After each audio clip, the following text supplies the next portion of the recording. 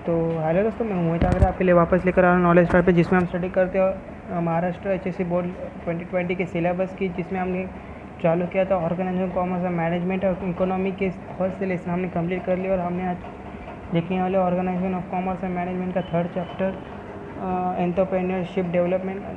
और हमने कंप्लीट किया था first lesson principle of management, second function of management. उसके मैं डिस्क्रिप्शन में मेरे चैनल की लिंक दूँगा, वो वीडियो देख लो। तो आज हम देखने वाले एंटरप्रेन्योरशिप डेवलपमेंट क्या होता है, एंटरप्रेन्योरशिप कौन कौन सी क्वालिटी होनी चाहिए हर एक एंटरप्रेन्योर को, कौन कौन सी चीज़ें, कौन कौन से काम करना जरूरी है एंटरप्रेन्योर को, वह हम इस लेसन में देखने वाले थे। तो चलिए हम जाते हैं हमारे आज के वीडियो की तरफ। पहले बार मैं आपको बता देता हूँ कि आप पहले बार मेरे चैनल को विजिट करें, मेरे चैनल को वीडियो देखें तो फिर सब्सक्राइब कर ले लो, और मेरे पहले आइकन क्लिक करो। बहुत से ऐसे नॉलेज पर वीडियो आप जल्द से जल्द देख सकते हैं। चलिए हमारे लेसन की तरफ।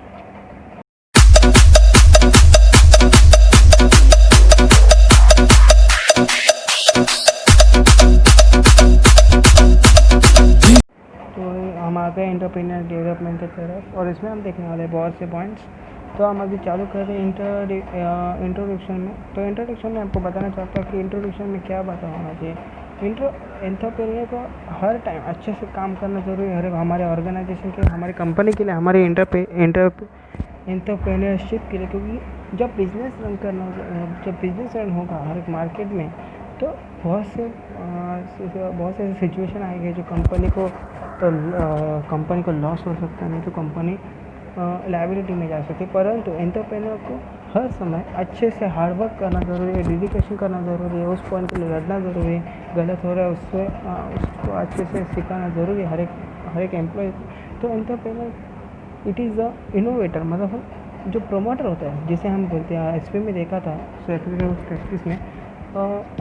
इनोवेटर मतलब जो पहली बार कंपनी की आइडिया देता है और वो मेंटली से फिजिकली काम करता है, तो उसको प्रमोटर कहते हैं। तो प्रमोटर को सिंपल सा मिलते हैं इधर एंटरप्रेन्योर में हम देखने वाले एंटरप्रेन्योर कौन होता है, ओनर होता है हमारे ऑर्गेनाइजेशन, हमारे एंटरप्रेन्योरशिप का। उसको प्रोड्यूसर होता है हमारी ऑर्गेनाइजेशन का, वो मार्केट क्रिएटर होता है, वो डिसीजन टेकर होता है, और वही रिस्क लेने वाला होता है। मतलब वो हमारे ऑर्गेनाइजेशन का, जैसे 4 फैक्टर ऑफ प्रोडक्शन के 4 फैक्टर्स थे, लैंड, लेबर, कैपिटल, वैसे ही उसमें एंटरप्रेन्योर भी ऐड होता है। क्योंकि बहुत इंपॉर्टेंट है एंटरप्रेन्योर का रोल हर एक ऑर्गेनाइजेशन के लिए, हर एंटरप्रेन्योरशिप के लिए।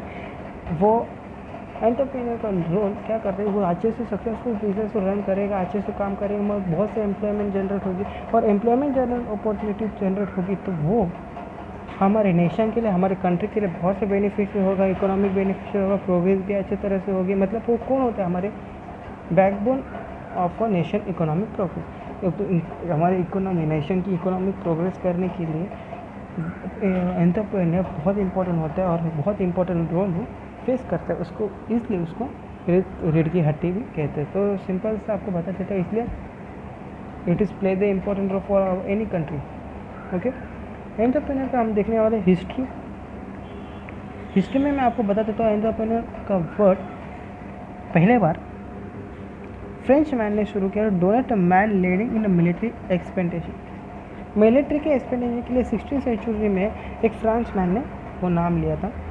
Around 1700 AD the term was use in France for contractor और आर्किटेक्चर को ये नाम दिया। उसके बाद by the earlier 18th century the term was applied to the business and economic activity by the French economic Richard Cantillon. उन्होंने business के लिए नाम इम्पोर्टेंट कर लिया एंटरप्रेन्योर। सिंपल्स में आपको बता देता हूँ concept economists never had a constant definition of entrepreneur or entrepreneurship. The word entrepreneur comes from the French verb entrepreneur. It's mean to undertake. Entrepreneur से वर्ड आया एंटरप्रेन्योर, और उसका मीनिंग क्या था, टू अंडरटेक। ये पॉइंट इतने important नहीं, हम डायरेक्ट डेफिनेशन की तरफ बहुत अच्छे 2 डेफिनेशन दिए, 2 अच्छे प्रोफेसर ने डेफिनेशन दिए, वो हम देखेंगे। हॉगवर्थ टेवेंसन बहुत अच्छे प्रोफेसर है वो, और उन्होंने हार्वर्ड बिजनेस स्कूल में एक डेफिनेशन दिए, entrepreneurship is a pursuit of opportunity behind the resources control. कितने भी रिसोर्स होगी, कितने भी हमारे ह्यूमन रिसोर्सेज होगी, नहीं तो नेचुरल रिसोर्सेज होगी, उनका अच्छे से यूज़ करना, ऑप्टिमाइज यूटिलाइजेशन करना, वो एंटरप्रेन्योर को जब मालूम हो जाएगा, वो अच्छे से रिसोर्सेज का यूज़ कर लेगा, रिसोर्सेज को कंट्रोल में कर लेगा, तो 100% एक अपॉर्चुनिटी तैयार हो जाएगी। हर एक एम्प्लॉय तैयार होगी कि किस तरह से हमारा बिजनेस हमारे मार्केट में सक्सेसफुली रन कर सकते। तो इतने अच्छे से डेफिनेशन दिए हॉगवर्थ टेवेंसन ने। वेबस्टर डिक्शनरी ने गिवन द डेफिनेशन, बहुत अच्छी डेफिनेशन है भी, as entrepreneur is a person who start a business and willing to risk loss to order to make money. एक पर्सन बिजनेस जब चालू करता है, उसको मालूम होता है कि हम फ्यूचर में नहीं तो प्रेजेंट में हमें लॉस तो होने वाला है, परंतु उस लॉस से प्रॉफिट की तरफ अच्छे से काम करोगे, अच्छे से मेहनत करोगे, तो वो प्रॉफिट की तरफ हम मनी कैसे कमा सकते हैं, वो एंटरप्रेन्योर को मालूम होगा। तो entrepreneur is a person who start a business and willing to risk loss in order to make money. उसके बाद कैरेक्टरिस्टिक्स मतलब features of entrepreneur, how to कौन से फीचर होने चाहिए हर एक एंटरप्रेन्योर को सक्सेसफुल बनने के लिए, तो बहुत इंपॉर्टेंट है। उसमें से हमें 8 पॉइंट है, तो कंप्लीट कर लेंगे। First,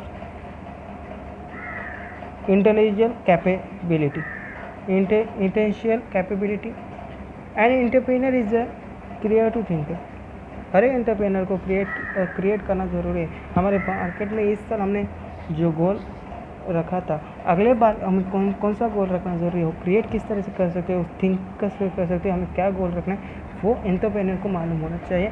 he has responsible good intelligence, he had ability to analyze business situation.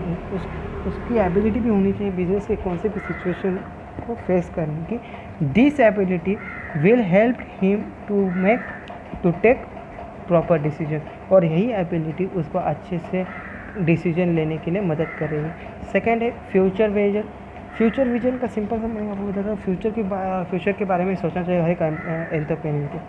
अभी क्या चल रहा है, अभी लॉस हुआ है, पर फ्यूचर में हमें प्रॉफिट हो सकता है, तो प्रॉफिट होने के लिए हमें कौन से गोल्स रखने चाहिए, हम कौन से अचीवमेंट करना ज़रूरी है, कौन से स्टेप्स फॉलो करना ज़रूरी है, तो वो एंटरप्रेन्योर को पहले प्रेजेंट में ही सोचना ज़रूरी है। और वो एंटरप्रेन्योर को जब सोचेंगे, वो सक्सेसफुल बनेगा, तब बिजनेस भी अच्छे से मार्केट में रन हो जाएगा। The entrepreneur has a good forecast about future market situation.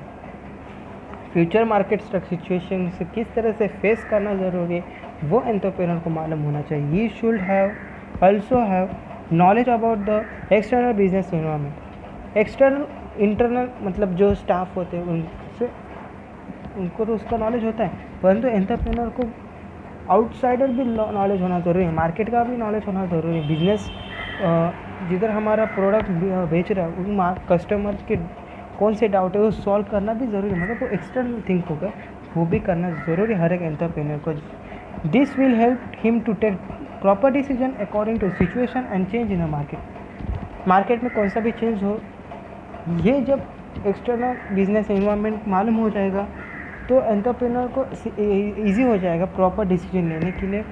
कौन सी भी जब मार्केट में कौन सी भी चेंज हो, तो कौन से भी सिचुएशन के समय वो प्रॉपर डिसीजन दे सकता है। So he can take timely action for the same.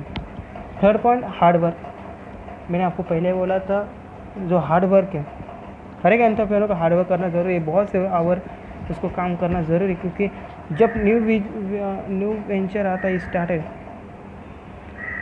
New venture मतलब न्यू थिंक करना जब आता है, तो उस गोल को हमें किस तरह से अचीव करना है, उसको मालूम होना चाहिए। क्योंकि इस साल हमें लॉस हुआ, बहुत लॉस हुआ, परंतु फ्यूचर में हमें कंपनी बंद नहीं करनी, तो कंपनी को रन करने के लिए उसको थिंक करना ज़रूरी है।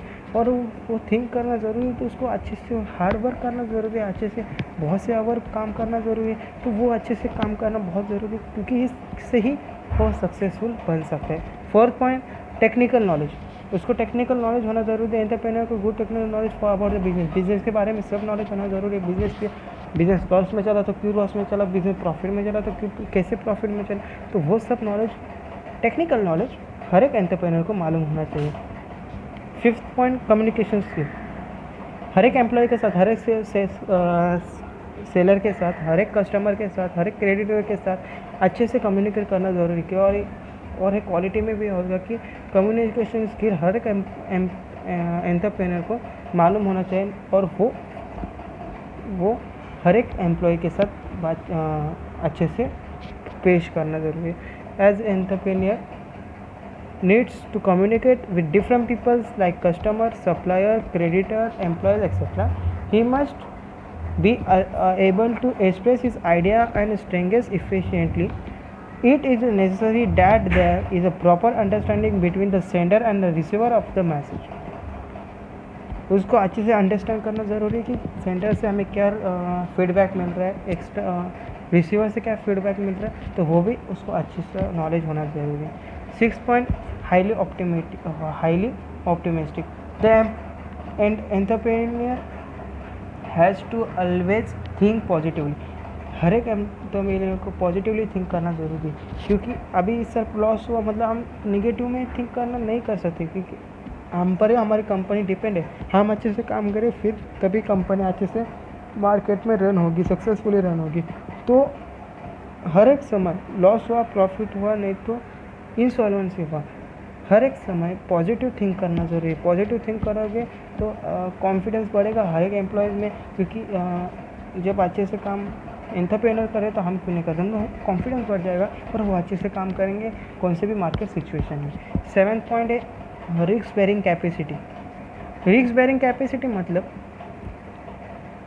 अभी हमें लॉस हुआ, उसको बेयर करना मतलब उसको फेस करना भी ज़रूरी है। हमें बहुत लॉस हुआ मतलब हम उसको छोड़ देंगे और कंपनी बंद करेंगे, वैसा नहीं चलेगा। एक सक्सेसफुल एंटरप्रेन्योर को हमारा कितना लॉस हुआ है वो कैलकुलेट करना ज़रूरी है, और उसको तैयार होना चाहिए कि हमें कौन कौन से चैलेंजेस फेस करना चाहिए। And always seek new and more opportunity. और हर समय अच्छे से अच्छे, ज़्यादा से ज़्यादा अपॉर्चुनिटी क्रिएट करना ज़रूरी है। 8 पॉइंट, सेल्फ कॉन्फिडेंस होना ज़रूरी है। सेल्फ कॉन्फिडेंस, खुद पर कॉन्फिडेंस होना ज़रूरी है। जो हम डिसीजन दे रहे हो वो कैसा है वो हमको मालूम नहीं, तो हम डिसीजन क्यों दे रहे हैं, वो नहीं होना चाहिए। हम पे हमारा विश्वास होना ज़रूरी है, कॉन्फिडेंस होना ज़रूरी है। तो ये सारे 8 पॉइंट मैंने आज आपको पढ़ा लिया। Characteristics of entrepreneur, features of entrepreneur मैंने आज कंप्लीट कर दिया। मतलब हमने स्टार्टिंग कर ली एंटरप्रेन्योरशिप डेवलपमेंट के लेसन की। तो आज हम देखने वाले थे ये पूरा जितना ज़्यादा होगा उतना, तो आज हमने कर लिया कैरेक्टरिस्टिक ऑफ एन एंटरप्रेन्योर का कंप्लीट। तो कल हम देखेंगे फंक्शंस और क्वालिटीज़। तो thank you for watching my video, और ऐसे मेरे को सपोर्ट करते रहना। थैंक यू, जय हिंद।